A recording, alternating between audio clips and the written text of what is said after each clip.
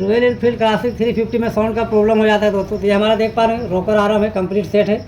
और इसका रेट बता दें, यहाँ पर दिख पा रहा होगा आपको 1800 रुपया रेंज है, दिख पा रहा होगा दोस्तों। इसको ओपन करके हम बताएंगे किस तरह किसका होता है लुक। तो यहाँ पर हम ओपन करेंगे, हमारा कंपनी कोडिंग है और नया चीज़ है। इसको फिटिंग करेंगे किस तरह का होता है, यहाँ पर बताएंगे। देख पा रहे हैं इस तरह से हमारा कंप्लीट होता है नया वाला। यहाँ पर देख पा रहे हैं तो पुराना वाला में क्या होता है दोस्तों, इस जगह पे कट जाता है तो प्रॉब्लम आने लगता है, थोड़ा बहुत साउंड का इशू हो जाता है। तो कभी भी इस तरह से इशू है तो हमारा जो रॉकर आराम को नया डालना है, यहाँ पर अंदर का दिखा दें आपको किस तरह से रहता है। यहाँ पर देख पा रहे हैं एकदम फ्रेश है, कोई तरह का इशू नहीं, थोड़ा सा ऑयल का भी इसमें डाला गया है। तो इस तरह से दोस्तों कभी कभी साउंड का इशू होता है तो हमारा रॉकर आराम जो है कंप्लीट नया बदले।